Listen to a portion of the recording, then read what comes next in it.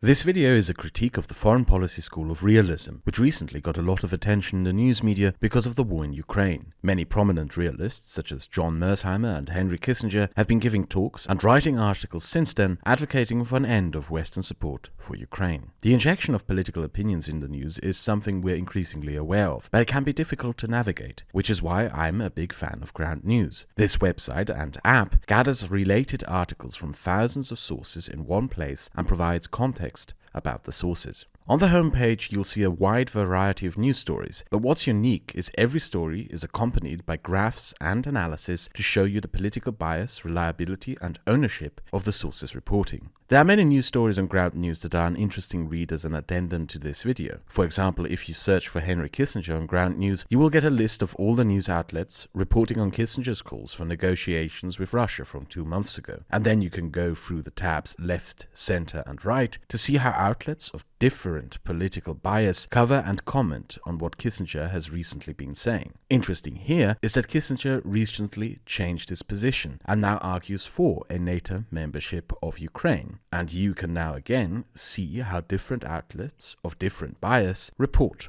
on this change of mind. I have used Ground News for half a year now, and by far my favorite feature is their Chrome extension, which pops up whenever I'm reading an article to conveniently show me who else is reporting on it and what the bias distribution is. Then I can just click through and read multiple perspectives on the topic in one place. Ground News is especially useful if you follow a lot of political news and if you are interested in how political biases impact reporting on news. But it is also useful if you wish to be aware of your own biases and consider opposing viewpoints with an open mind. If you're someone like that, you are able to use Ground News specifically to seek out reporting and articles that you disagree with, to honestly challenge your own biases and escape a potential information bubble. If you want to sign up for Ground News yourself, go to ground.news/crowd or use the link in the description. As a frequent user of the platform, I'm confident in recommending it to you and grateful for their continued sponsorship of this channel. Hello, hey. A lot of you liked this video that I made a while ago, and you asked me to make another one like it. There's a video that a lot of you requested for a very long time, critiquing realism, Mearsheimer and Chomsky, and here you go, this is it. But it's a bit of a longer one, so get comfortable. When Russia invaded Ukraine, many people began sharing clips of John Mearsheimer, in particular far-left pundits who are critical of an interventionist American foreign policy, which is somewhat funny, but more on that later. Mearsheimer argues in these clips that the fault of the war in Ukraine lies with the Americans for creating an existential threat for Russia by advancing the borders of NATO. Mearsheimer has also been invited to several discussions after the Russian invasion to speak. Mearsheimer is a realist, and it is important to outline here what realism is. I will try to do so objectively, but you are free to point out in the comments if I fail at that. Realism is not an idealistic position or a set of ideological beliefs. Realism is something completely different. Realism is a school of international studies in which people attempt to create a system of analysis that allows for predictive models of analysis of geopolitical developments, despite one's biases. It strives to create an objective framework from which to interpret geopolitics. And although I will argue against this claim to objectivity, I will present realism as faithfully as I can. Realism is a method of seeing and analyzing geopolitics, and not something driven out of any sort of idealism or higher-minded morality. In fact, it is quite the opposite. Realism seeks to ground itself through three guiding principles: that men are self-interested and power-seeking, and therefore that ethics and what ought to be are not good tools to make or predict state policy, and that their natural condition is a state of anarchy. In many ways, shapes and forms, realism has existed for a very long time. In order to justify their starting assumptions, realists often make an appeal to human nature and in particular to history. One such example is Thucydides' famous account of the Peloponnesian War, which Thucydides describes as the confrontation between a honor-bound and, in principle, idealist Sparta with the strongest land army against Athens, the sea power, with a practical and cynical approach to diplomacy and war, who distinctly argue that morality has never triumphed over self-interest and superior strength. Debates over ideas, although fictional, litter the history of the Peloponnesian War, which is why it was not simply interpreted as an account of historical facts, but as the start of a theoretical work. Nowhere is this more evident than in the Melian dialogues. in which Athenians seek to capture the small, inconsequential, independent Spartan colony on the Greek island of Melos. I will leave a link to it in the description, as it is a really good read and helps understand, and I'll do a recording of it with a friend for those of you who are too lazy to read, so you can listen to it. The link will be in the description. The Melians, though militarily weak, do not wish to stray from the ideal that they have the right to be an independent and self-organized polity, and believe that the gods and their allies will come to their aid so that what is right and fair may triumph. The Athenians, on the other hand, seek to convince them to face the facts and surrender rather than face their extinction, and make the point that Athens must conquer them as a show of strength, lest it be thought of as weak. Because the Athenians are animated by the purpose of power, which seems to force their hand just for its own sake. In the end, Melos refuses to surrender, and all men of military age are killed, and the rest sold into slavery in one inconsequential skirmish of the war. I personally like using Machiavelli's The Prince to explain realism, written in a time when Italy was dominated by city-states ruled by princes who vied for power and dominance over Italy. Machiavelli wrote that a good ruler cannot be driven by ideals, in particular those of the domineering religious morality, but must engage in the struggles of competing Italian city-states through hard-boiled calculations of what benefits the city-state's position. The prince, in order to succeed, has to therefore engage in actions and policies that may be deemed as morally objectionable or even outright evil. But such objections based on ideals and conceptions of morality are a pointless sideshow and distraction from success in the game of power. The means, therefore, justify the ends in a way. But it would also be a grave misconception to present the realist school as one of people endlessly justifying bloodthirsty conquests and conquerors. There are many historical figures and events that realists like to study as a foundation of interpreting modern geopolitics, and that includes most notably peacemaking. One example is the Napoleonic Wars, in which realists disregard Napoleon and instead praise Metternich. Napoleon, from the realist perspective, is someone who destabilized the balance of European powers, where each one could more or less keep the others in check. He did so by driving French territory and sister republic buffer states deep into Italian, Austro-Hungarian and Russian lands, thereby turning them all against France in coalitions that he could not hope to defeat. Metternich, however, is often regarded by many realists to be an ideal guideline of how to conduct foreign policy. Through hard-boiled calculations, ruthless power politics, the creation of an intricate network of alliances, taking account for the spheres of influence of others while not losing sight of one's own aspirations, Metternich, the de facto ruler of Imperial Austria, despite his country losing the most battles of the Napoleonic Wars, managed to guide the Austrian Empire to coming out on top at the end of the Napoleonic Wars, gaining new territories, securing and expanding its sphere of influence, and making it one of the most powerful powers in Europe despite its internal problems, and most of all, creating a system of power distribution called the Concert of Europe, where every power was so expertly balanced against each other that there would be no major European war for almost a century. Bismarck is another historic figure that realists have much admiration for. His cold and ruthless application of power politics is famous, playing games of power and influence with Austria, Denmark, France and the German states, carefully playing them out against each other, always careful to not overextend and be in a state in which he would be outnumbered by enemies, and transforming Prussia into a German empire. Not for an offensive war of conquest, but rather by defensively unifying them against the French in a union so lasting it became its own state. We can learn more by looking at a historical figure for which realists have a lot of scorn and hold up as the worst type of geopolitical leader, Kaiser Wilhelm II. Because a core foundation of realism is not just an advocacy of cold, hard-boiled power politics with the intention of becoming the strongest power on earth. There may not be rules to game of power politics, but there are limitations. And these limitations are determined by the other players in the game. And if these players can't become the most powerful players, they will go for the second best thing, their own security and existence. As Hegel said, the state has no higher duty than of maintaining itself. Kaiser Wilhelm disregarded these other players, as well as their aspirations and spheres of influence. He managed to threaten simultaneously the French with the Agadir and Tangier crisis, the British with the building of the High Seas Fleet, and the Russians with the unconditional backing of Austria-Hungary, sacking three great powers against him for the price of a single dysfunctional alliance with Austria that was based more on misguided ideals rather than by geopolitical calculations, and another with the sick man of Europe, the Ottoman Empire. In the end, from the realist perspective, Kaiser Wilhelm, who did not appreciate the limitations that were set by other players in the game of powers, managed to unite all the other power players against him and lost what Bismarck had built. So take note of this, because this is something that many fail to understand about realism. Realism is not an instruction manual on how to gain unlimited power and influence based on an unrestrained application of power in geopolitics. Realism also argues for restraint.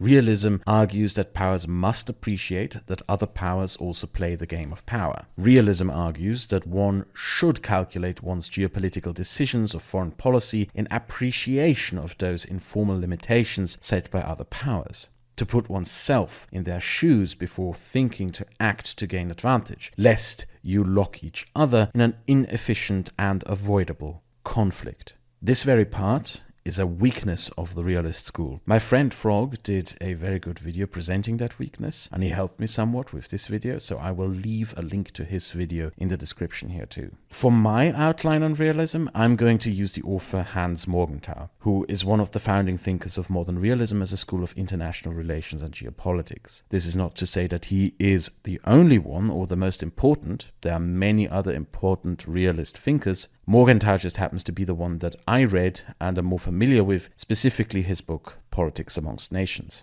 Like Thucydides and Machiavelli, Morgenthau argued that all international relations is driven by natural laws of struggles for power between states. His theory is not just descriptive, it has predictions. To formulate and implement effective policy, one should not build it upon one's ideals of what one believes is good for society, but study power dynamics, understand the natural laws that govern power struggles between human beings, and formulate one's policy on what would work most effectively in this power struggle.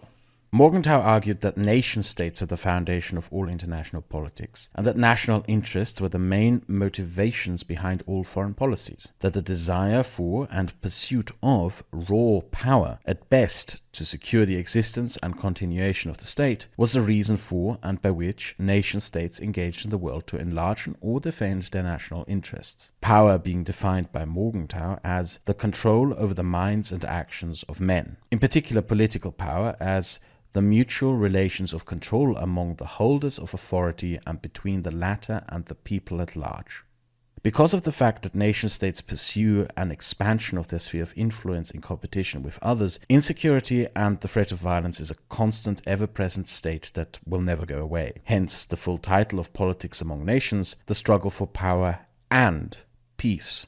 That is because every nation-state is out there to use whatever means it can to expand its national influence. Additionally, being exclusively defensive in one sphere of influence rather than offensive in growing a sphere of influence does not often work as a means to escape the constant potential for conflict. Because even if every actor was faithfully doing this, any defensive action taken by nation-states could be seen as offensive by its competitors, and therefore produce a counter-defensive action, thereby continuing a cycle of aggression. Realists call this the security dilemma. Morgenthau also argued that national interests are dynamic, meaning they change over time and are influenced by factors such as culture and technology. One has to constantly reevaluate what one's national interests are, for if they change and one doesn't realize this, it is possible to waste enormous resources only to just lose the game of power.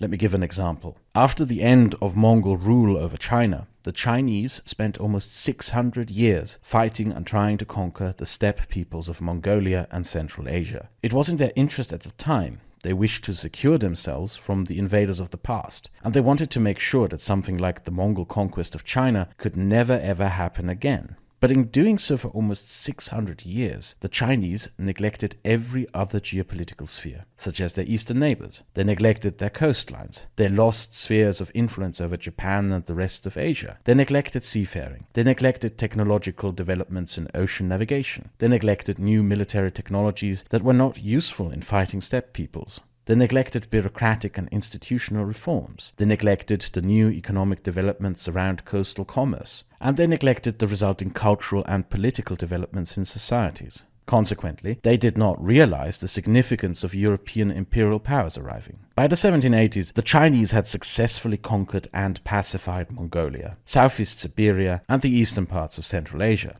But the peoples from these lands who they had conquered and who had, yes, menaced China for almost 2,000 years, had stopped being a threat to China 300 years before. Mongolia was no longer the priority national interest. Instead, the British opium merchants who arrived at the same time along the coast were. China did not realize that its national interests had changed, and consequently, China took a huge loss in the game of power. As this example shows, there is no such thing as a permanent national interest. A nation should not consistently pursue the same goal throughout time, because the environment can substantially change. Therefore, according to Morgenthau, one should continuously study and re-evaluate the national interests of a nation and adapt to changing dynamics of the power game. Morgenthau also argued that any idealism is entirely misplaced, self-limiting and pointless in the study of international politics. Nation-states, groups, communities, and societies may develop concepts of morality and ethics, but a universal application of such systems of ethics is not possible because every moral system must be trickled down to the specifics of any given situation. Nations, therefore, ought to separate their own moral aspirations from ideals of moral universalism, legalism, or sentimentality. Values and concepts of ethics should be strived towards discussion of implementation at home, but have no place on the international stage. The inspiration in historic events that led the political scientist Morgenthau to conclude this were the failure of idealistic international organizations and governing bodies such as the League of Nations in preventing the Second World War. In summary, Morgenthau argued that there are ultimately no ideals or rules that govern international politics and relations. Instead, international politics is driven solely by power politics, and the only rules that exist are informal and created not deliberately, but by the restraints of one's power by other powers. Morgenthau believed that international politics is somewhat like a poker game, that this poker game is played by great powers, such as the United States, the Soviet Union, and China. That these great powers have spheres of influence which contain smaller nation-states, and these smaller nation-states are the chips played in the poker game of geopolitics. Therefore, foreign policy should be driven with a disregard of idealism in favor of cold, hard-boiled calculations of how to play this poker game. But here's the catch. The game never stops.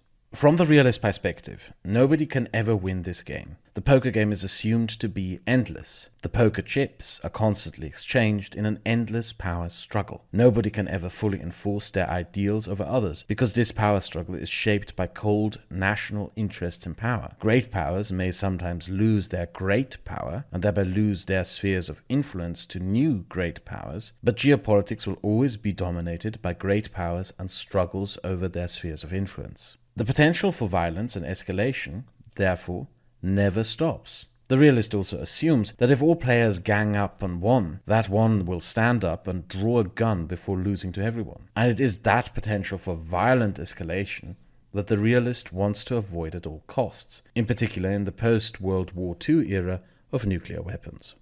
Now, let me interrupt here briefly to address something. Many of you will have probably noticed and already pointed out in the comments how similar a lot of this is to the writings of very different thinkers from very different schools, like Habermas, Adorno, Carl Schmitt, Alfred Rosenberg, Julius Evola, Hoppe, or Michel Foucault. The underlying assumption that there are no values, that ideals and ideologies and rules are just lies and excuses, and that all that matters are power dynamics and the game of power.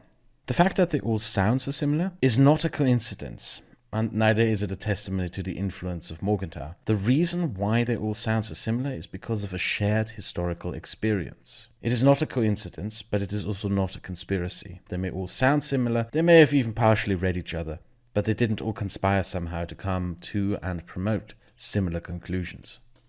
And that is because they all have their origins in the same thing, something called the crisis of modernity. What is the crisis of modernity? In the wake of the Enlightenment, there was a common understanding throughout political schools of thought that humanity could advance and perfect itself through the rational examination of the world it inhabited, bypassing the crude institutions of unjustified tradition and faith that had held society back. There was a frontier to be won, and with it the promise of a perfected civil and moral order for mankind. From that perspective, in 1789, the French Revolution upended 1,000 years of primitive despotism and institutional stagnancy, guided by bold propositions inherited straight from the Enlightenment: universal human rights, freedom, equality and brotherhood, ideals that every contemporary liberal democracy is built upon. A few years into the revolution, Kant published Zum ewigen Frieden, or Toward a Perpetual Peace, a treatise of international relations that is the foundation of a liberal theory of international relations. Concurrently, advances in technology and science enabled the uplifting of standards of living, travel, education, while the abundance of production increasingly melted away the entrenched poverty of the world, together with breakthroughs in medicine and sanitation, such as through the eradication of germs. During this sudden hiccup of years of progress during the 1800s, what had seemed impossible for all of history, the methodical repealing of every horseman of the apocalypse, is made possible through rational examination of the physical world, and it yields many more bounties: knowledge over universal laws,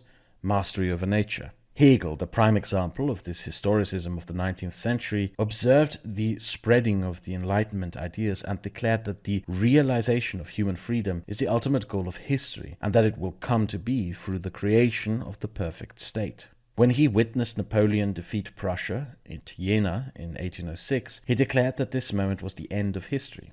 The French had created the political innovation of the nation-state, and all of history as a political development was just a process of achieving what the French had achieved. But that belief in progress through modernity that had so domineered throughout political schools of thought throughout the 1800s was shattered at the beginning of the 20th century.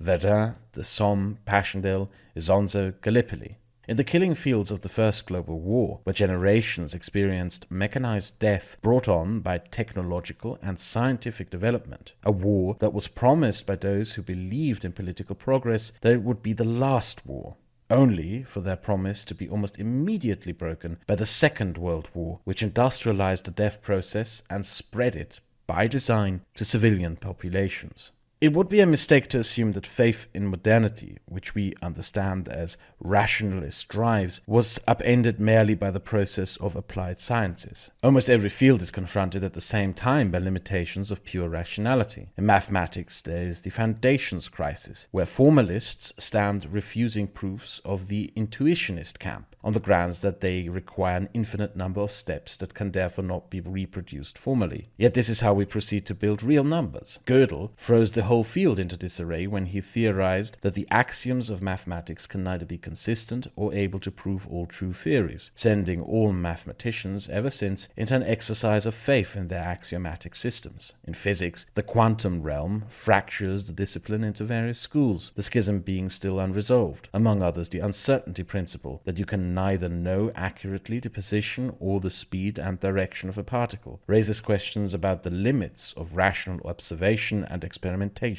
In economics and international relations, paradoxes of rationality forced the injection of psychology in endeavors of formal rationalism, creating behavioralism where an arithmetic of wealth distribution and peacemaking was anticipated. In 1938, Husserl wrote in The Crisis of European Sciences and Transcendental Phenomenology of a crisis of European humanities, the disproportionate evolution of the hard sciences compared to the humanities. Though mathematical and physical problems may cast doubt upon the role of rationality as a driver of human progress, the worst development is not that the claim to modernity of the sciences is broken, but that the humanities broke before the sciences did. For example, humanity advanced into the nuclear age without the political tools to make humanity's survival in a nuclear age a certainty. And in our day and age, while having still not solved this conundrum of the nuclear age, a second, that of climate change, piles on as the gap between science and the humanities remains. Ironically, centuries before we faced these conundrums, figures of the Enlightenment itself were already aware of this conundrum and warned of it. As the French Renaissance humanist François Rabelais famously wrote, "Science without conscience is but ruin of the soul." Hegel's vision of a perfect state that would end history died in the early 20th century. in struggles and conflicts perpetuated by those who wished to achieve that end of history. What was left in its ashes was not an idealistic striving for modernity, but best described by Churchill, the worst system of government with the exception of all others. Churchill's rashness towards other forms of government stems from the fact that he spent a great deal of his career fighting them. The main political innovation of the 20th century and a direct answer to modernity were the fascist and totalitarian regimes whose main accomplishments were the destruction of idealistic institutions, violent lawless barbarism, and the creation of new crimes, genocide and crimes against humanity. In the Soviet Union, communism, a political force that supposedly would usher in the end of history through a supposedly scientific understanding of humanity and history, ushered in a regime of mass arrests, paranoia, gulags, mass graves, and famines. The fact that these systems, which were always constructed as a rejection of the modern world, not only existed but were able to seriously threaten modernity for the better part of the century was felt as the final traumatic wake-up call from the historicism of modernity for many thinkers, at least those who made it out of the early 20th century alive. Stefan Zweig wrote a very quotable suicide note disguised as a book called The World of Yesterday, in which he reminisces the pre-war world which he adored, from which the fascists drove him because of his ethnicity, and gives an account of the losing fight that he and his fellow intellectuals fought to prevent its methodical destruction during the world wars. My friend Frog recommended me this book, and I highly recommend that book to you as well. Many political thinkers concluded from the horrors from 1914 to 1945 that modernity and the idea of progress was a lie. Almost all of them concluded that what mattered in the end were just power dynamics. The reason all the thinkers I cited earlier sound so similar is because they all have similar origins in a time period in which the concept of modernity and the concept of idealism was questioned. Fascists saw modernity as a manipulation. The Nazis saw it as a Jewish lie. The Nazis specifically believed that what ultimately mattered was competition for resources between races, and the power dynamics of a race war is all that matters. One of the foundational texts of Nazi political theory is Alfred Rosenberg's The Myth of the 20th Century, in which he outlines a theory of history as mainly driven by racial struggles and competition for resources. The Nazi legal theorist Carl Schmitt declared the liberal state to be too weak for the preservation of a functioning social order, declared that all politics was struggles for power between enemies, that all disagreements were ultimately conflicts between enemies, and that therefore a fascist leader must attain absolute power. Carl Schmitt also applied this line of thought in his writings on geopolitics as driven by nothing but ruthless cold power dynamics in which might makes right. And the fascist political theorist Julius Evola wrote in his Revolt Against the Modern World that tradition was inherently a political force that lacked concepts of political theory and therefore contradicted the idea of progress or modernity, which had to be destroyed. Fascism fundamentally advocates for and is an ideology based upon the destruction of modernity and idealism, in favor of a lawlessness of power dynamics. But they were not the pioneers of the crisis of modernity. A century before the Nazis, Johann Gottlieb Fichte spoke a series of speeches, the Addresses to the German Nation, which was an attack against the ideals that the French occupation had imported to Prussia. Fichte in his speeches outlined a concept of the world as a power struggle among races, and in rejection of any ideals of universalism, freedom, equality, and brotherhood.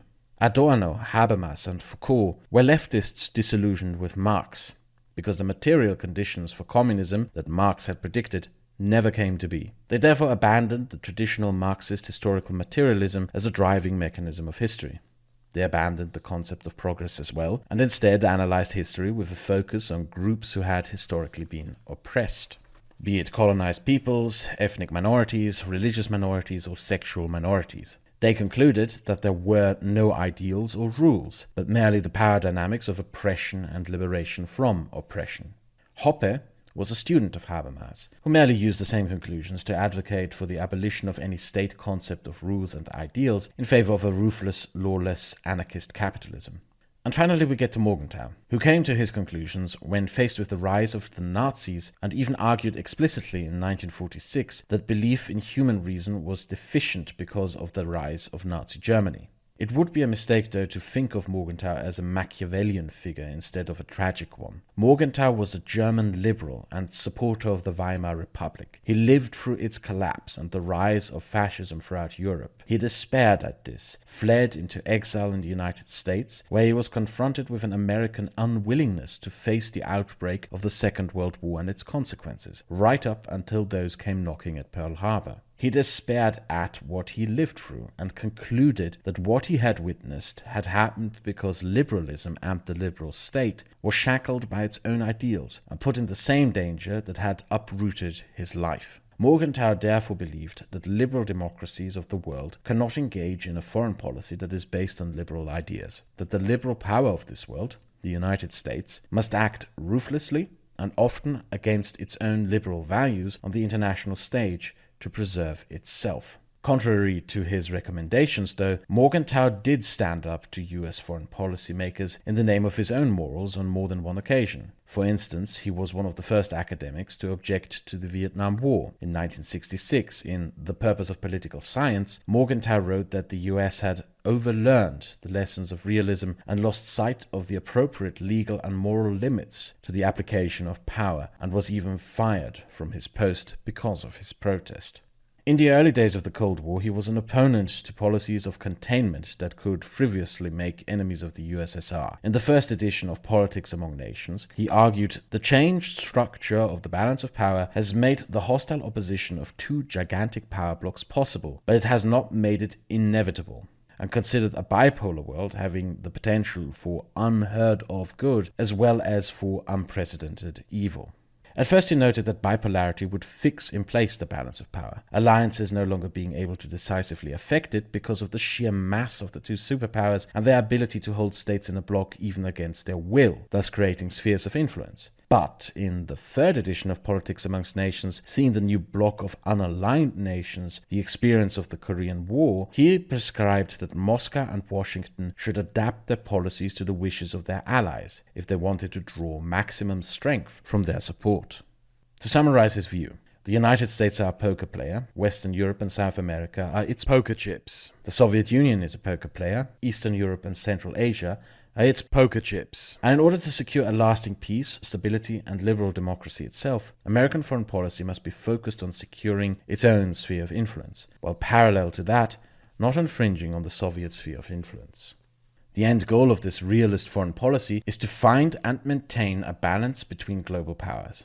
You probably already noticed, and you are correct, that realism played an important role in American Cold War foreign policy. After Morgenthau fled to the United States, his ideas were very welcomed among the leading political figures of the United States. Realism became the core foundation of American foreign policy for almost 50 years. It is the reason why the Americans did not intervene or do anything to help Eastern Europeans in anti-communist uprisings. From the realist point of view, these countries were in the Soviet and consequently Russian sphere of influence. Their aspirations for ending communist tyranny were irrelevant. They were in a Russian sphere of influence, and in the interest of maintaining a balance of powers, were left to whatever the Russians wanted to do with them. At the same time, the United States had to be utterly ruthless in maintaining control over its own sphere of influence, from the Cuban blockade to various American-backed military dictators, in order to secure its own sphere of influence. It should be pointed out, though, that realism does not offer some sort of singular objective formula that everyone follows through to the same conclusions. I mentioned before that Morgenthau was fired for protesting the war in Vietnam. There were realists who believed that Vietnam was in the American sphere of influence and crafted the infamous domino theory. But there were also prominent realists like Morgenthau who believed that Vietnam was not in the American sphere of influence. He also did not believe that Vietnam was in a Soviet or Chinese sphere of influence. He believed that Vietnam was fighting a civil war, and even though there was a communist side in this civil war, this did not mean that the Communist Party of Vietnam was aligned to the Soviet Union or Communist China. So, as you can see, realism does come with disagreements amongst realists. The archetype realist statesman, who many realists praise, is Henry Kissinger. He disdained international, idealistic and rules-based organizations such as the United Nations, but still used it for a policy of détente with the Soviet Union to preserve a balance of powers, while ruthlessly playing poker with Chile, Argentina, Vietnam, Syria, Israel, China, India, and Bangladesh over the American sphere of influence, irrespective of what the United Nations may think of it. The Nixon administration was the height of realism being America's foreign policy doctrine. And by the standards of realism, the Nixon administration were expert poker players and are the ideal of what American foreign policy should be. They played Syria and Egypt out against each other to nudge Egypt into an American sphere of influence. They ended communist influence in South America through empowering brutal dictators, and legitimized China as a player on the poker table to then leverage that against the Soviet Union for a policy of entente. And the architect of that realist golden age of American foreign policy was Henry Kissinger. Kissinger's honors dissertations that he wrote as an undergrad at Harvard attacked Kant and Hegel, specifically their notions of there being a process of historical progress. Instead, he argued that history was a continuous, chaotic process of power struggles, where ideological concepts and idealism over societal reform and progress were meaningless. Therefore, in no moral authority, concepts of ethics, no ideology, no religion, and no ideal whatsoever had any guiding role to play. A very nihilistic view, which Kissinger would later mirror as US Secretary of State when he said that the Soviet Union was an ever-present danger to the international world that would continue to exist for centuries to come, and therefore the American public should get used to it, that any striving to end the Soviet Union was pointless, and that instead one should come to terms with the fact that the future would be shaped by a geopolitical game of power and influence with the Soviet Union, in which finding a balance of power would be the ideal foreign policy. Realism continued to dominate American foreign policy right up to the 1980s, when Reagan became US president. Reagan was not a realist, but an idealist. Reagan aggressively pursued the destruction of communist influence, including in places that were considered to be a Soviet sphere of influence, like Afghanistan, East Germany, and Poland. And it is the end of the Cold War where realism faced its greatest challenges, because to many political theorists, the end of the Cold War and the death of communism proved that the realists had been wrong.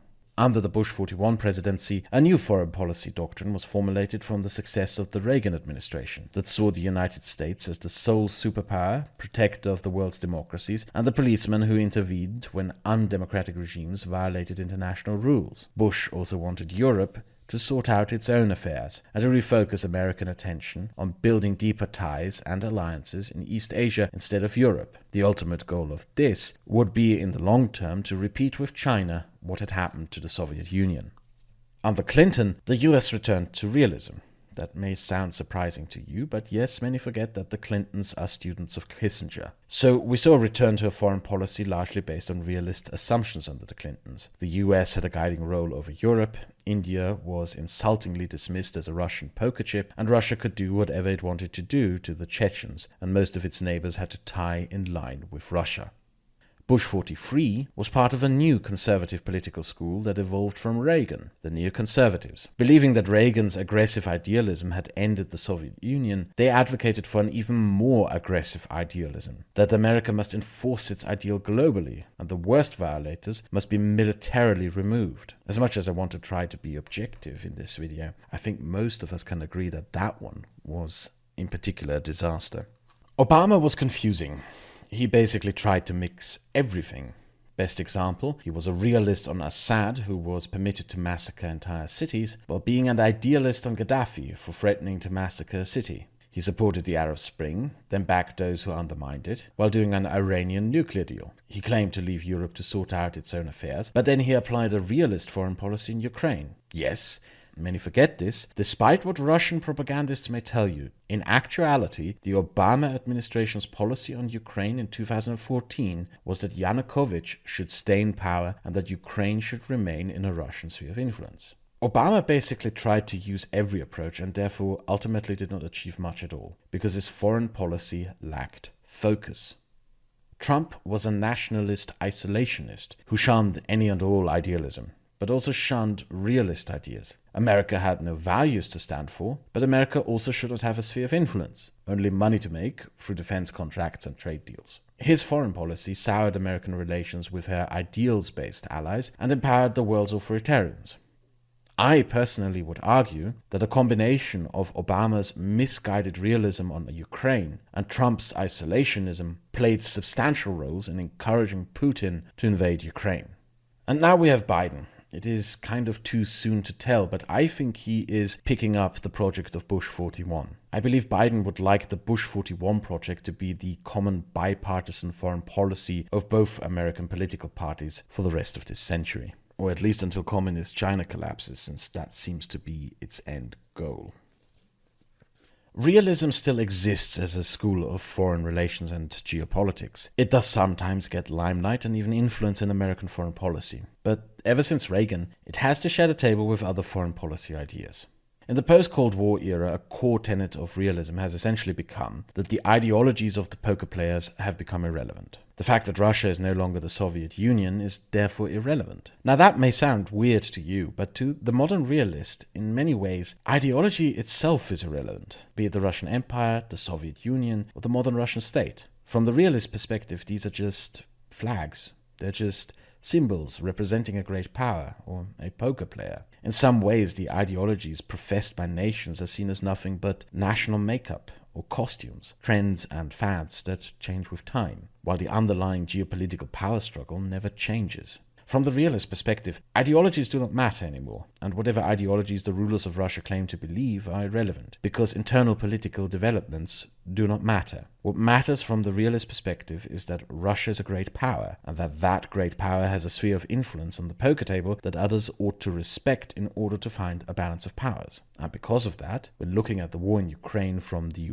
realist perspective, it is the United States who violated the balance of powers by infringing on the Russian sphere of influence through the advancing of democracy in Ukraine.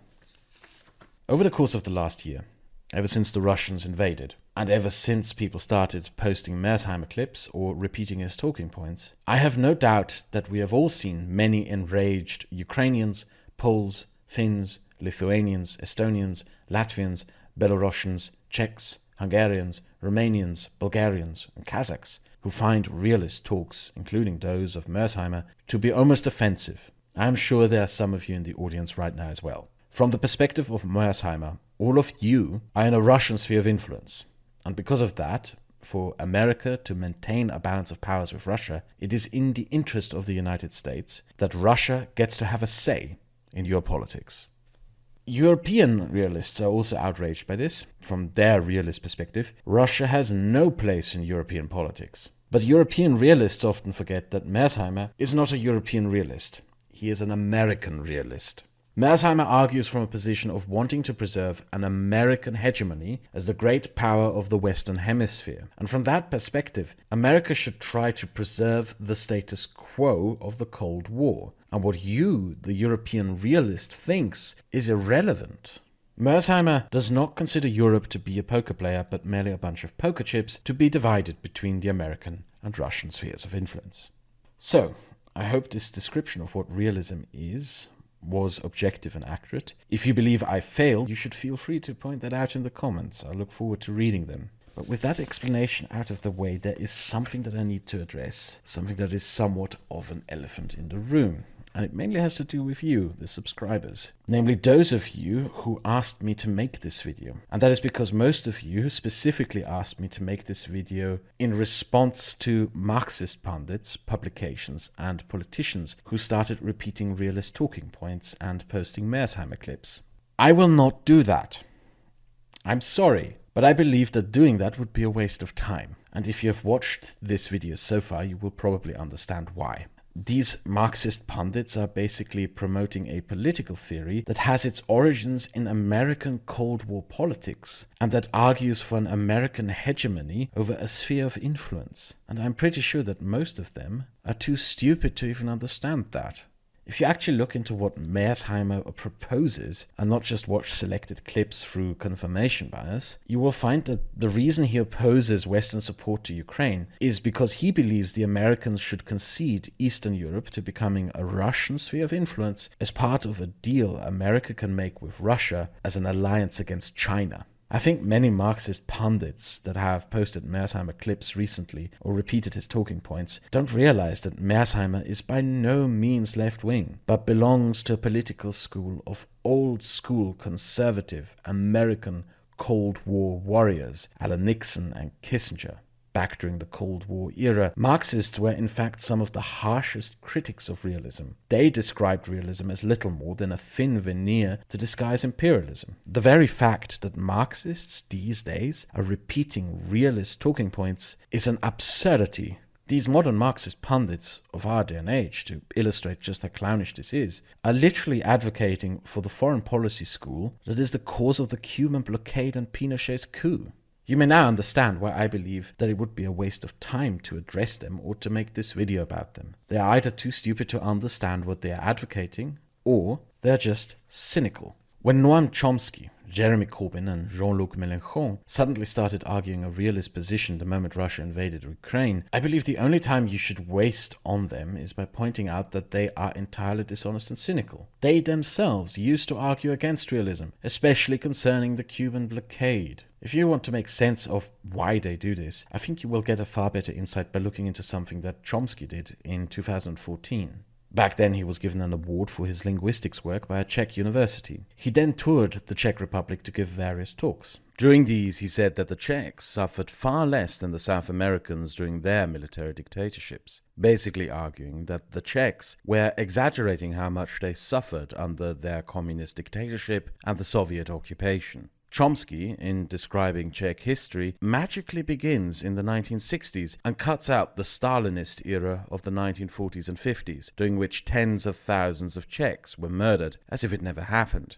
He claimed that the only reason Czech anti-communist dissidents became popular in Czechia was because of an American propaganda conspiracy, that figures such as Václav Havel were basically agents of American imperialism, that they were hypocrites and not true revolutionaries because they were friendly with the United States. Basically, all of Czech history since 1945, the communist coup, the Stalinist purges, the Prague Spring, the thousands murdered and tortured, the period of stagnation, and the struggles of those who resisted it all of it is swept away as one gigantic irrelevancy by Chomsky in one big whataboutism.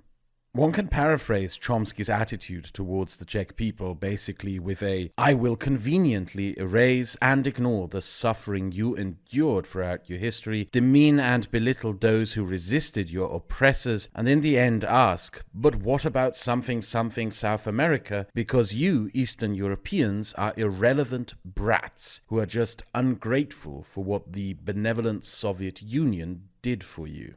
If you are European like myself, you probably just know that this is something that you should just not say. Saying something like this to Czechs or Slovaks is just insulting, demeaning, offensive, and an immoral revisionist assault on their identity and self-understanding through their history. Most of us here in Europe know that 30,000 Czechs were murdered under a Soviet occupation, that thousands more were arrested. We know what the Prague Spring was, and how traumatic the Prague Spring and the period of Soviet occupation was for the Czechs. Saying something like what Chomsky said is just out of touch, tone-deaf, and offensive. And I think that this is the key to understanding people like him. What people like Chomsky say here, or Corbyn, when he keeps referring to Ukraine as the Ukraine, as if it were still a Russian imperial subject, may remind European viewers of something else. German viewers may be reminded of a certain type of old German who, during conversations about the Second World War, says things like, "Well, at least Hitler built the Autobahn," or "Well, the Poles also did bad things to us, yeah," and try to misrepresent the Second World War as a war of Polish aggression against a supposedly benevolent Nazi Germany. Or French viewers may be reminded of a certain type of old Frenchman who rambles about how the Algerians are just supposedly ungrateful people who do not appreciate all the great benevolent things the French did for them, when thousands of Algerians were burnt alive in their villages by French napalm bombs. And British viewers may be more familiar with a type of old Brit, rambling about the ungrateful Indians who do not appreciate that Britain brought them civilization through famines or something. I believe it is more helpful to understand people like Chomsky, Corbyn and Mélenchon by comparing them to people like that. Western Marxists had a vested interest in the continuation of the Soviet bloc as an ideological competitor to the Western bloc. They believed that the revolution may still come to the West and that the communist bloc may help facilitate such. But then, the Eastern Europeans dashed these dreams when they did a revolution, ironically against communism, which was supposed to be impossible.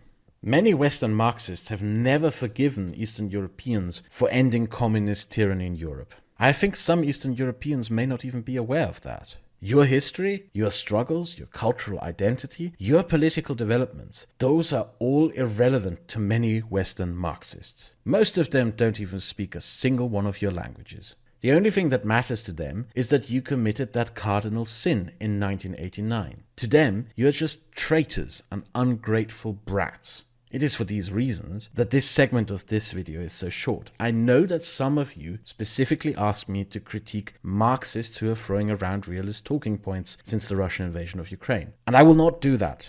I will argue against the realism of Meyersheimer and Morgenthau because those are genuine realists. I do not believe for a single second that people like Chomsky, Corbyn, or Mélenchon are genuine realists. Realist talking points to them are just temporary rhetorical devices used in a disingenuous way.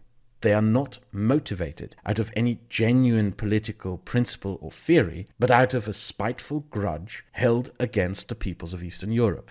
The only thing that I would have to say to an old British person who claims that Indians do not appreciate what the British Empire supposedly did for them is that the British Empire is dead, and that is a good thing. Now get over it, Grandpa.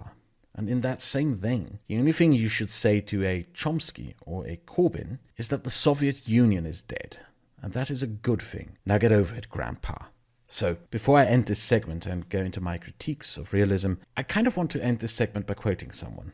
Alexander Vondra. He was a Czech dissident during the Soviet occupation of Czechoslovakia, a leader of the Velvet Revolution, a Czech diplomat who spearheaded the process of historical reconciliation and agreements of future friendship between Poland and Czechia, and is currently a Czech representative in the European Parliament. When Chomsky called people like him cowards in 2014, Alexander Vondra responded with the following. I cannot understand how anybody can respect the reasoning of this poor man. In our country in particular. During the same days when Václav Havel was serving time in a communist prison cell because he advocated for basic democratic values, Chomsky was sitting around Boston cafes, penning articles in full support of Pol Pot's genocide in Cambodia. If the world continues to listen to the bullshitting of such people with an intellectual admiration, we will once again end up in gulags and concentration camps. Now, the next segment are my critiques of realism. First, the Ayatollah disapproves. Ayatollah Khomeini's Iranian Revolution and the resistance against the Soviet invasion of Afghanistan were challenges to the bipolar Cold War order that left both sides and their Cold War rationales blindsided. Here, a political system emerged that wished to side with neither participants in the supposed global game of poker. But Islamism also refused to play poker and deliberately played by its own rules outside of the framework of realism. In other words, it was neither a poker chip nor a poker player. It was completely outside of the rationale. Confusing? Let me explain. Realism, as previously explained, is a theory built on the idea of conflict through the striving for power between nation-states. But the political forces unleashed by Iran, Afghanistan, Saudi Arabia, and then further spread throughout various movements and religious sects are forces to whom the nation-state does not matter. Islamism, a modern incarnation of political Islam, is a set of beliefs and system of political organization and institutions that completely disregards the nation-state. It is a system of social organization and political power that seamlessly crosses modern sovereign borders with no regard for any boundaries set by nation-states and any rules of engagement between nation-states. It is a system of politics that exists outside of the concept of the nation-state and can therefore effortlessly operate from outside of the nation-state's constraints. To this very day, no foreign policy theory of engagement by anyone has found a way to effectively confront Islamism as a political force. The main reason is that Islamism is based on ideas and not just a striving for power. To counter ideas, you must confront them with opposing ideas. Additionally, realism, a theory built on a foundation of conflict between nation-states, is utterly useless in confronting political institutions like Islamism, which do not rely on and are not built upon the concept of the nation-state. When confronted with Islamism, realism has helped bring forth some weird curiosities in American foreign policy, such as its alliance with Saudi Arabia and Pakistan, theocracies that from the realist perspective may be an American ally, but also actively work on undermining and attacking the American sphere of influence through means that are not bound to nation-state concepts of power games, and therefore cannot be confronted or contained by the strategies and policies of realism. Islamism spreads and builds upon the foundation of an immaterial belief in a God and his supposed cause. Because it is based on faith, Islamism in political terms transcends the nation-state. Nation-state concepts of power such as professional armies, diplomatic rules of engagement, military rules of engagement, or commercial treaties do not matter. The Islamist movement can randomly assemble power from outside of the confines of nation-states from various different national and cultural backgrounds and make moves that violate any and all diplomatic norms. It can set up its base in any power vacuum and also does not care about the rules of engagement between nation-state concepts. Modern Islamism proves that ideologies matter. We do not just strive for raw power and for the exercising of that raw power. No, people strive to act out what they genuinely believe, and Islamism also proves that the nation-state is not the sole force of politics in our modern world. Second, the self-fulfilling prophecy.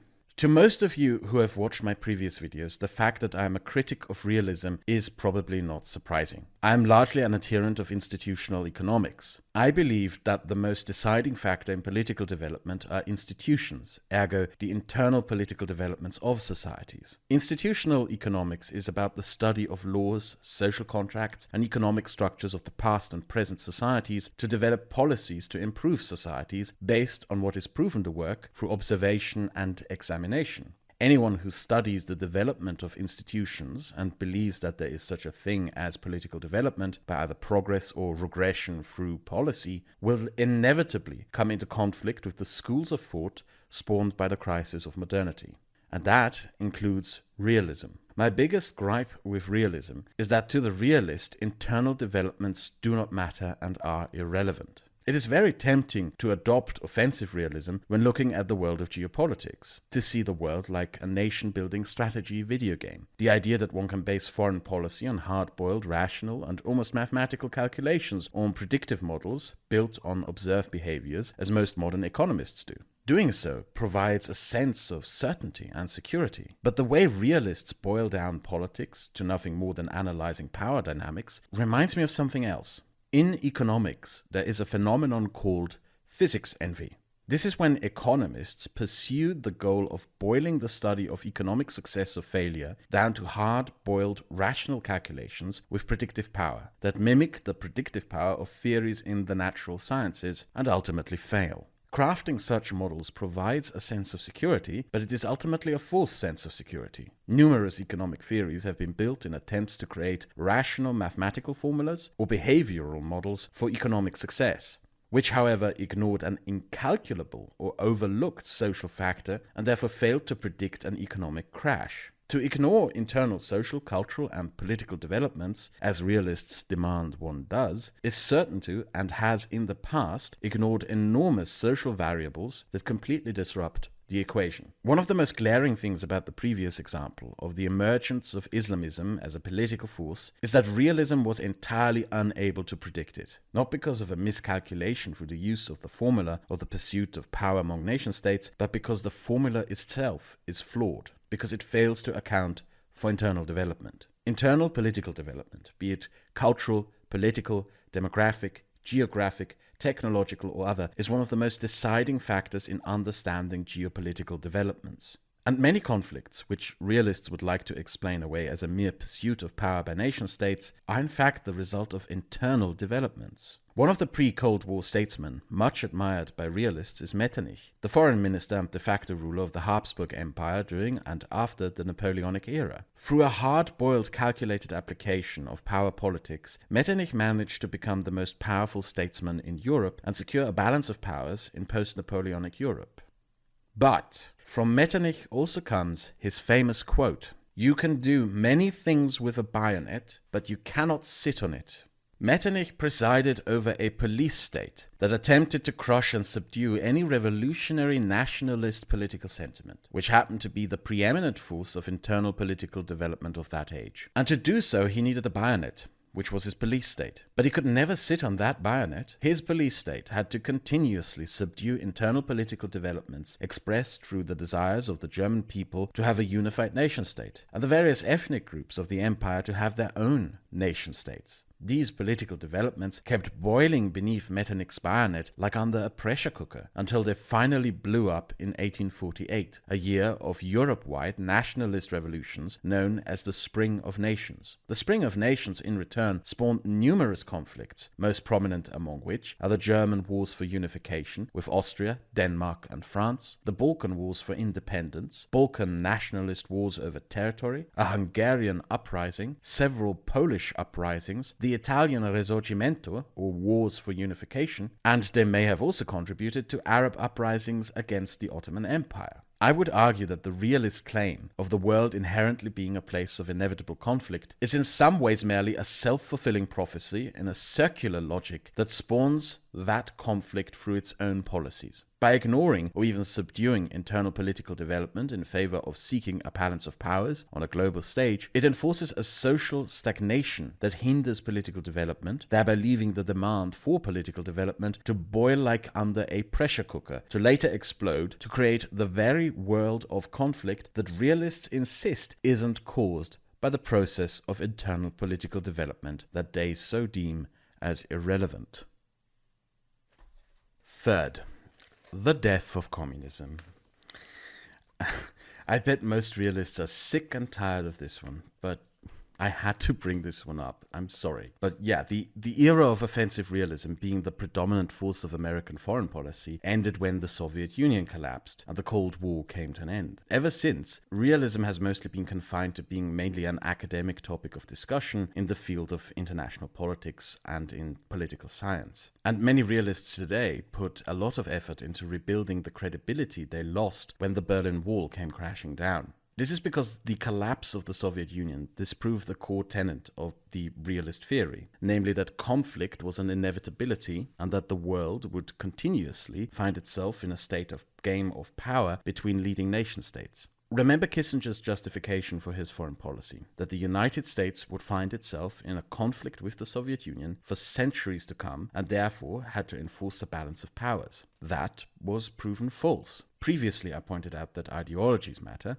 This point is reiterated here through the striving of the various peoples of Eastern Europe to be liberated from the tyranny of communism. But it also shows that the failures of ideologies matters, and that in some ways, the failure of empires and the failure of imperialism matters. The way communism died, collapsing on its internal contradictions by being unable to provide a decent living standard or even just basic dignity to its peoples, on a socio-economic system that was pretty much in decline since the 1970s, showed that nothing about a possible end of communism was an illusion, but in fact something that was desirable and very much achievable. In the end, the idea that the Soviet Union would continue as a geopolitical threat for centuries was the actual illusion. What followed the collapse of the Soviet Union in Europe was an unprecedented era of democratization, peace, and stability, an era in which European nations were able to engage in political development outside of their role of being supposedly American poker chips. And the only reason why we are seeing a return of war to Europe right now is because Russia wants to turn Europe into poker chips, and not because Europe is a bunch of poker chips.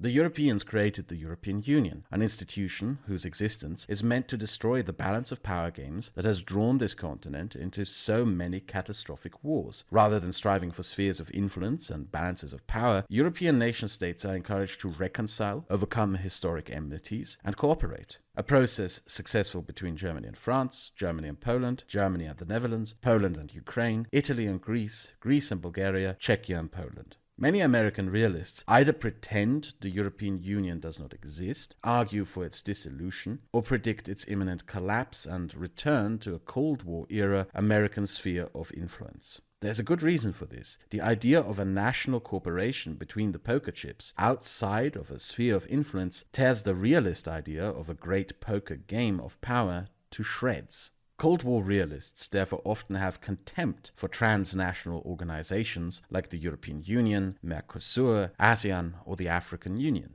To many Europeans, the political lessons learned from the end of the Cold War is that geopolitical power systems or spheres of influence and great power are something to oppose and dismantle. And to those who cannot make sense of geopolitics without these, this idea is often something they just can't get over.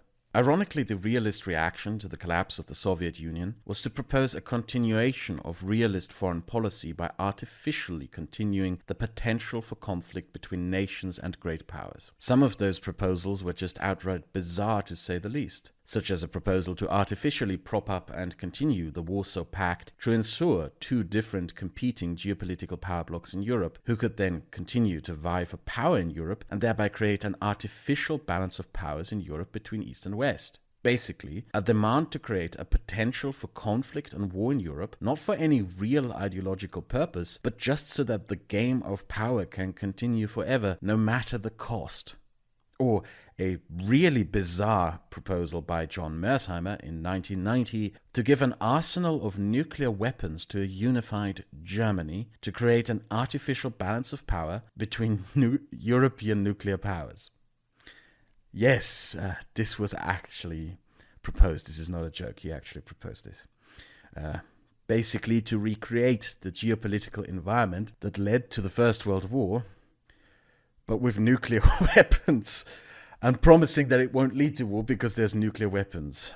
Oh, God. Well, not one realist assumed that European democratization and integration as a process for peace and stability in Europe could actually work. But so far, that process of European integration has proven them wrong. Realism is a foreign policy doctrine of the past. It served in ages of empires and the Cold War. Continuing a realist foreign policy after the Cold War in a post-imperial age would be like for a patient to continue taking addictive painkillers long after the patient has already recovered from a painful injury. Fourth, the empire's missing clothes. This is a point that sort of is an addition to the previous point. Something that is often overlooked today is that the Soviet Union was an empire, and that there's important insights to gain from viewing its history as the history of an empire. All empires are built on lies, and I am not just saying this as some wishy-washy rhetorical device. Empires are built on political fictions, and it is the preservation of these fictions that serve as the justification for empire that all empires invest in. No empire can give you a satisfactory answer to a very simple question. Why? As in, why are you an empire? Or what, to be more precise, gives you the right to subjugate and rule over others? Examine the political foundations of almost all empires in history, and you will never get any satisfactory answer. I bring this up because even though some modern Marxists now repeat realist talking points, ironically the Marxists of the Cold War era had a really good point when they dismissed realism as little more than a thin veneer to disguise imperialism. The same question that you can ask from an empire, you can also ask from a realist. Why should there be great powers? Why should some nation-states merely be poker chips? How do you decide who gets to be a great power? What are the factors that make a great power? Think of Vietnam. Yes, many realists protested the American war in Vietnam, but I believe that a mistake that even those realists made was to see Vietnam as little more than a poker chip that was played by great power poker players. To realists who opposed the Vietnam War, Vietnam was seen as a Chinese poker chip, and therefore they argued that the Americans have to pull out and leave this poker chip for China. But right after the Americans left Vietnam, China invaded Vietnam because Vietnam refused to be a Chinese poker chip. Are countries really poker chips? As we have seen in almost all earlier examples, as much as you may like to assume that some countries are merely poker chips in a game of great powers, almost all countries will universally refuse to be poker chips. And this goes as far back as the Malian dialogue.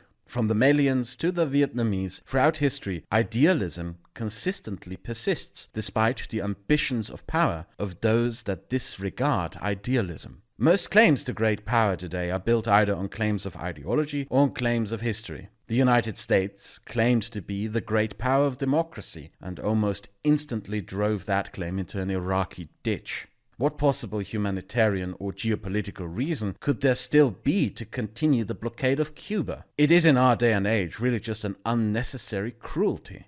The Chinese claim to be the great power with influence over much of Southeast Asia is based on a bunch of century-old maps, as if nobody else has ever drawn maps before. Some of the most prolific cartographers of the past were medieval Moroccans, so by the standards of China, Morocco has a historical right to rule the entire Mediterranean. The Chinese stories of history of fraternal peoples with Uyghurs and Tibetans is just as much of a hollow fiction as Habsburg fictions of fraternity with the Czech people. And then there's Russia. Russia is an empire state, that being a nation state that attempts to preserve the borders of an empire. And it does so during a time and in a region of dead empires. Russia's claim to spheres of influence in Eastern Europe are in part built on fictions of fraternal peoples that are just as hollow as other fictions of fraternal peoples, but by and large Russia claims that history is the judge that decreed Russia to be a great power. Well, what does history tell us about great powers in Eastern Europe? Turn back the clock 200 years and the predominant great power game for Eastern European power struggles was actually a game of power between Germany, Austria and Russia. Turn back the clock another 100 years and the predominant power in Eastern Europe was Poland. So maybe Russia should bow before its historically legitimate overlords in Warsaw. Turn back the clock another 100 years and Sweden was a great power of Eastern Europe, vying for power with Poland. Turn back the clock another 100 years and the Ottomans were the great power trying to cement their claim over Eastern Europe. Turn the clock back another 200 years and the predominant power of Eastern Europe were the Duchy of Lithuania and the Mongol Golden Horde. Another 200 years and you end up with the Kievan Rus, which is the ancestral state of modern Slavic culture. And if you were to even go further back from there, you end up with Huns, who were also Turkic, then the Goths, who were Germanic, and eventually the Sarmatians and Scythians, who are ancestral peoples of the modern Iranians. If history really is the judge here, then the Iranians have just as much of a legitimate claim than anyone else. Although the Soviet Union was the only imperial entity to unify the entirety of Eastern Europe, it only lasted 70 years. And Russia, or the lands we know as its western core, was throughout much of history a bunch of isolated backwaters, border fortresses and outposts from where the Kievan Rus, Vikings and Poles bought the pelts that they sold to the Ottomans. Muscovy started out as a small fortress ruled by a robber baron. A robber baron, by the way, is not an insult, and it is not meant here in the 19th century definition of an industrial oligarch, but a historical term for a type of feudal lord of the Middle Ages. Feudal lords who did not rule over any valuable resources tended to raid the lands of their neighboring lords, or extract tribute from them by threatening violence. And the Prince of Muscovy, who basically ruled over a small backwater fortress in a swamp, was such a robber baron. Any historian will tell you that using a superficial reading of history as a foundational claim of modern political power is a bad idea. It will always lead you to places that prove you wrong. By standards of historical claims, Poland, Lithuania, Ukraine, Austria, Germany, Mongolia, Turkey, and also Sweden all have just as legitimate a claim to being the predominant power of Eastern Europe, because all of them engaged in policies of conquest and the expansion of spheres of influence to attain that status of empire. History is not a standard by which one can justify claims to empire. History is full of empires that faded into nothing. If history teaches us anything in regard to empire, it is that empire dies. There's a Chechen proverb which claims that the mountains of the Caucasus are white because they are built from the bones of Persians, Greeks, Romans, Goths, Huns, Sarmatians, Arabs, Tatars, Mongols, Turks, and Russians. And it is because of that recorded history of rising and falling empires and all the suffering and misery that came with it that Europe no longer wishes to have any empires or any great powers. But most importantly, it is also why Europe no longer wishes to have any wars. I believe many who are not from Europe often fail to understand this point. The creation of the European Union, the idea of a European cooperation, then competition, is meant as a process to overcome a history of European empires and to build something new in its stead that provides a sharing of resources without having to forcefully construct any spheres of influence. It is precisely for this reason that everyone in Europe, including those outside of the European Union, object and stand in opposition to Russia's invasion of a European country. This is a continent drenched in centuries of blood, and nobody here wants to see a return to European bloodshed. Many non-Europeans were surprised by the eagerness with which many Europeans rallied behind Ukraine. We usually tend to be far less hawkish, so it does not surprise me that this hawkish European response to Russia may surprise a lot of North Americans, South Americans, Asians and Africans. A big reason for a visceral reaction to Russia's invasion is because Russia opened up the specter of something we believed to be long gone and the horror of a distant past, the prospect of a return of European empires. Fifth, the curse of Bismarck. The way I was introduced to realism was ironically through Bismarck. Realists admire Bismarck, and this is something that strikes me as a bit of weird. There's a modern phenomenon, in particular among English speakers, to idolize Bismarck. You may have seen YouTube videos by history YouTubers from the UK or North America who uncritically idolize Bismarck, or you may have even read English-speaking historians who write of him with a degree of praise. This is weird to me and curious because in Germany, the exact opposite is happening. German historians used to write in glowing praise of Bismarck right up to the 1980s. But the common consensus among German-speaking historians today is that Bismarck was a disaster for us. The consequences of Bismarck have been a catastrophe for Germany, for Europe, and for the world. And I agree with this assessment. Bismarck violently ended a German political tradition of negotiation, compromise, and regional autonomy. In its stead, he forced an authoritarian Prussian militarism and its militaristic institutions upon Germany as its political core foundation. His policies of discrimination against the Poles planted seeds for ever deeper resentments, and the foundational myth he created for a unified German state was one conditioned on a vengeful humiliation of France, built on a militaristic identity of the Germans as history's eternal enemies of the French people. I do not understand how realists separate Bismarck from Kaiser Wilhelm, or portray Kaiser Wilhelm as the man who ruined what Bismarck built, because the catastrophic decisions that Wilhelm made were enabled by Bismarck in the first place. Bismarck paved the road into the First World War that Kaiser Wilhelm then marched down. I know military historians have a special romantic image of Prussia, but Prussia was a disaster for everyone. I intend to eventually make a video on the political development of Germany, but just to spoil one thing in advance, look at the worst catastrophes that befell Europe over the last century. They all have their origins in Prussian militarism, in the Prussian political institutions, and in the Prussian striving, calculations, and politics of great power. The way realists separate Bismarck from Wilhelm with a simplified "that is the good one" and "that is the bad one" is just false. Historical developments tie and weave into each other. You can't just pick what you like and dislike as one would do at a salad bar. The selective realist interpretations of history are more often than not simply false. We already went through another realist idol, Metternich, and how Metternich's subduing of internal development points to another failure of realism. But there's something else too. Metternich's Congress of Vienna was supposed to enable a lasting peace in Europe through a balance of powers. Well, did it? The decades after the Vienna Congress were dominated by an Ottoman collapse and an aggressive Russian expansion into the former Ottoman Empire. We also saw the previously mentioned revolutions that occurred across Europe, driven by internal political forces. We saw the Crimean War and its struggle over power and influence in Europe. There was a hyper-aggressive Prussia that went to war with almost all its neighbors and destroyed the faulty balance of powers that Metternich had created, only to replace it with another faulty balance of powers that led into another European catastrophe. This period of balance and peace realists claim existed is overblown and far more complex than they claim.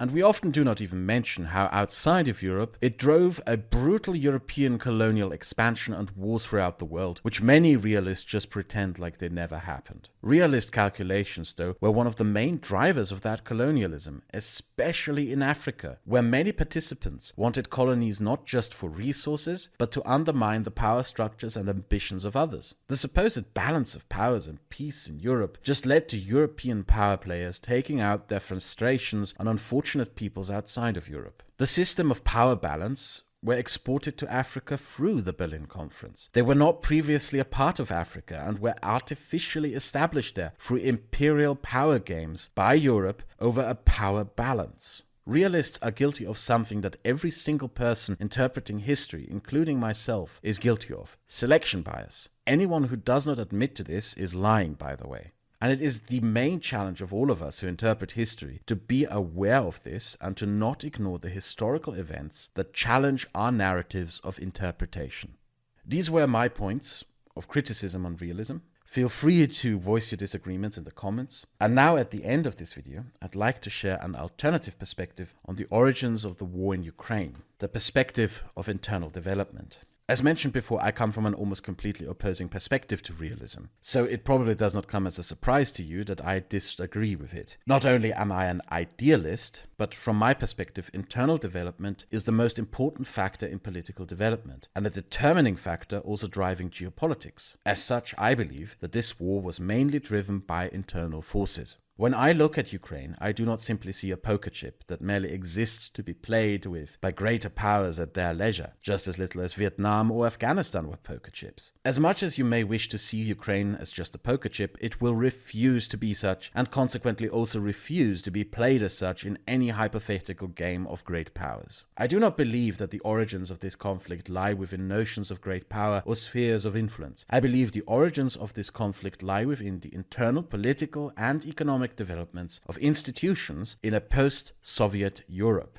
As such, I believe the story of this conflict begins with the collapse of the Soviet Union and the death of communism. The collapse of the Soviet bloc saw winners and losers. One of its winners was the Czech Republic. What sets Czechia apart from other former Eastern Bloc countries is that the 90s were dominated by a police crackdown on organized crime and white-collar crime. Czech viewers will probably know that Czechia was attempted to be used as a base by Russian organized crime to facilitate illegal business in Western Europe, most famously through the Russian mafia boss Semyon Mogilevich, who previously operated in Budapest and tried to set up shop in Czechia after the collapse of the Berlin Wall. The Czechs, in response, cracked down on and expelled these crime syndicates. And this often overlooked policy measure had an enormous impact and separated the Czechs from other former Eastern Bloc countries, because it prevented the establishment of an oligarchy gaining a Russian-style political influence through its wealth. These Czech anti-white-collar crime policies may have initially been intended to crack down on Russian organized crime,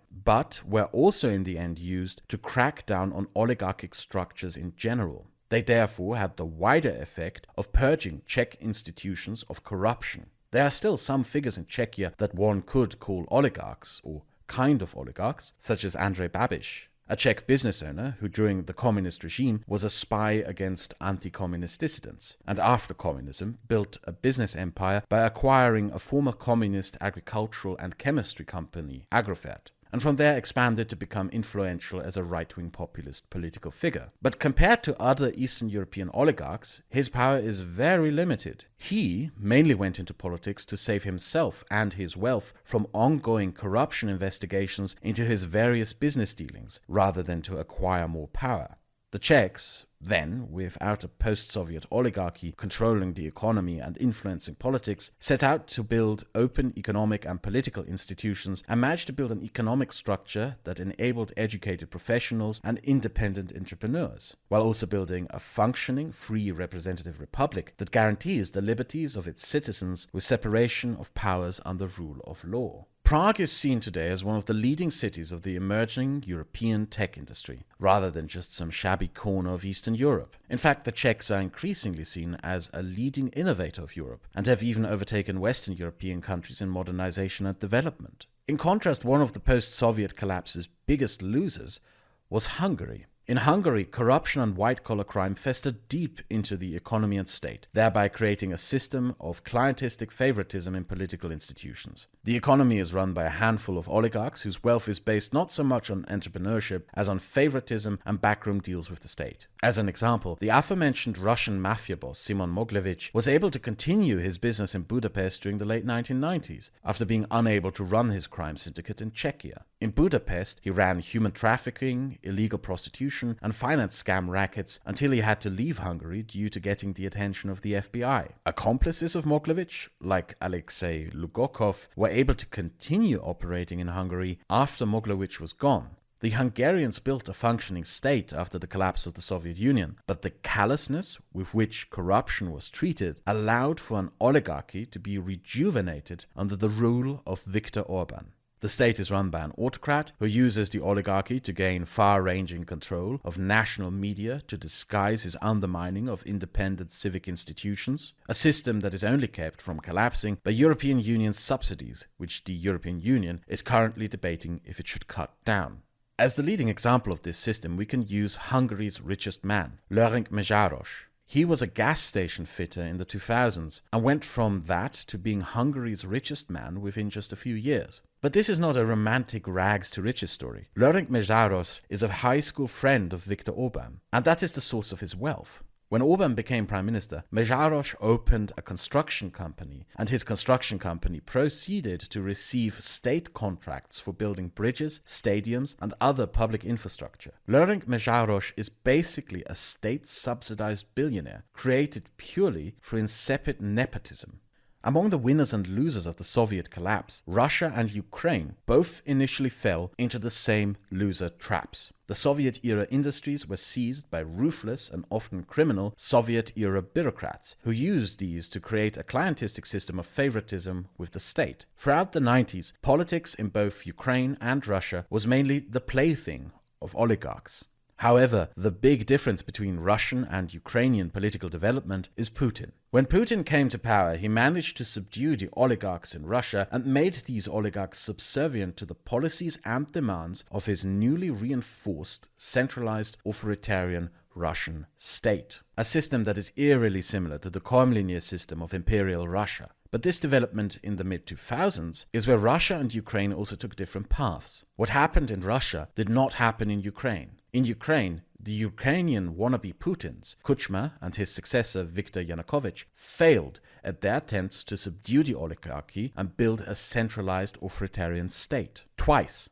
In 2004 and 10 years later in 2014. Interestingly, Yanukovych was prevented from doing so not by oligarchs but by the Ukrainian public, who did not like the oligarchs but disliked the idea of a centralized authoritarian state even more. Because the establishment of a strongman authoritarianism failed in Ukraine, there's a big contrast between the political development in Russia and Ukraine. In Russia, there was a conflict between the strongman and the oligarchy, which the oligarchy lost, while the Russian public doesn't really have much of a say in politics at all, because there is no politically enfranchised public in Russia.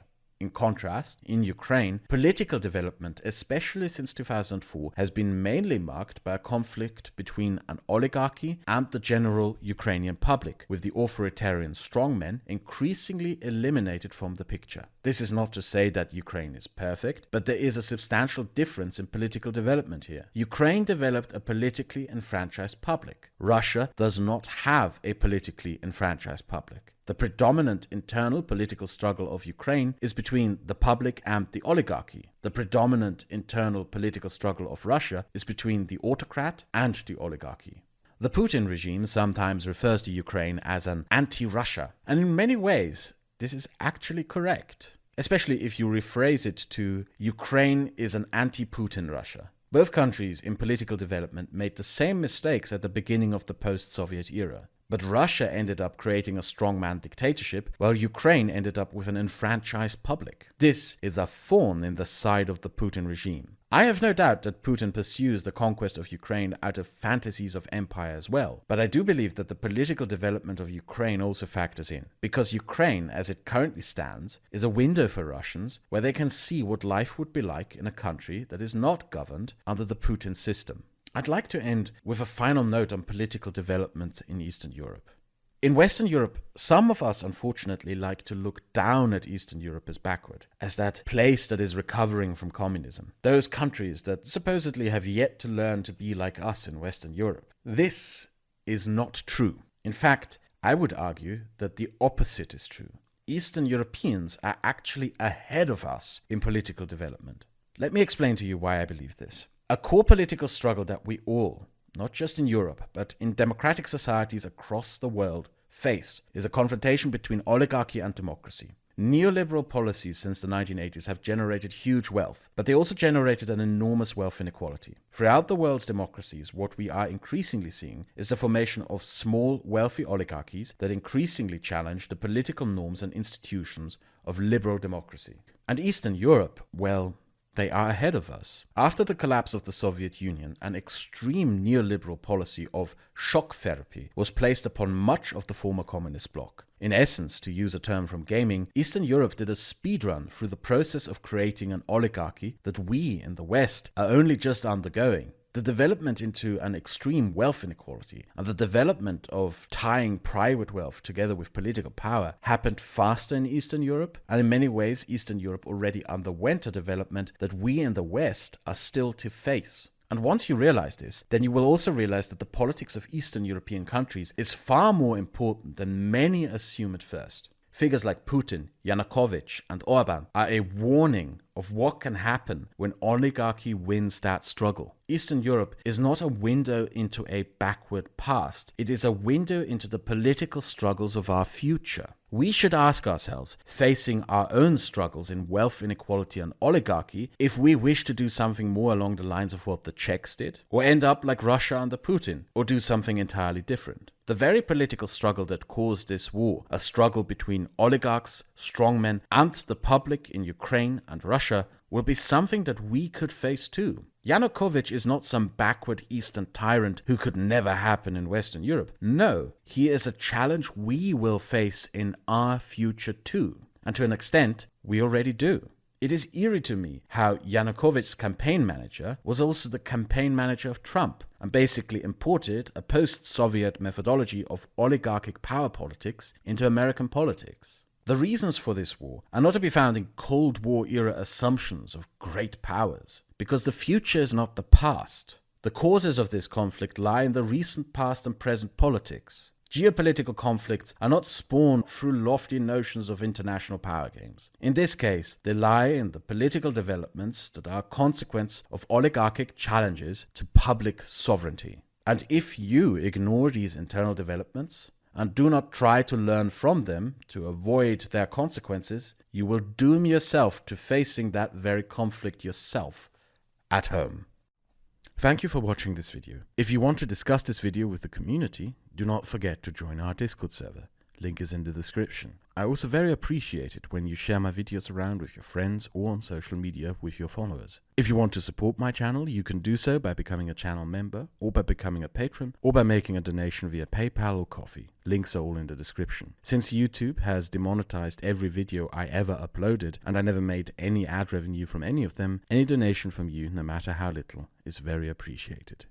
Thank you for watching. I hope to see you all soon again with another video.